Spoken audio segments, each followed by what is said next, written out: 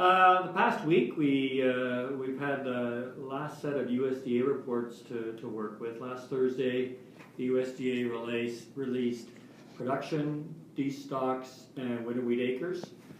Bit of a surprise around the horn, specifically to wheat.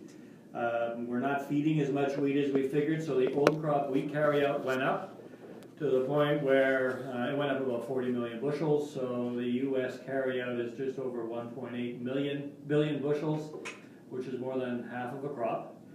But the bullish side was that acres were reduced by 3.75 million. So the market had been figuring we'll probably see a 2 million acre reduction in winter wheat acres, but they were down 3.75 million. That caught the market a little bit by surprise. I think there was maybe one guess out of 20, 25 guesses that had the number as low as that.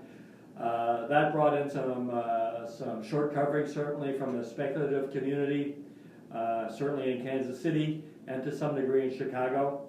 And Minneapolis certainly went for the ride. We think now that all of that is in the market, it might be a little bit tougher to get much more of a rally out of Chicago and Kansas City.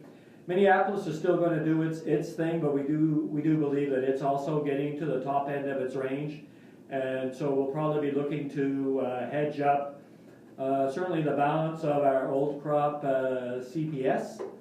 We'll be just a little more.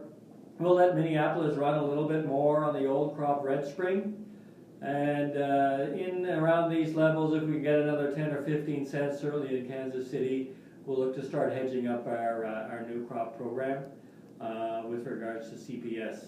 Spring wheat, we're just going to let it kind of do a few things over the next week or so before we start selling off new crop. But there's no doubt that the USDA acreage report in particular caught the market a little bit by surprise.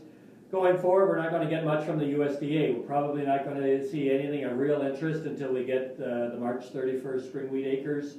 So we're going to have a couple of months here where not a lot's going on.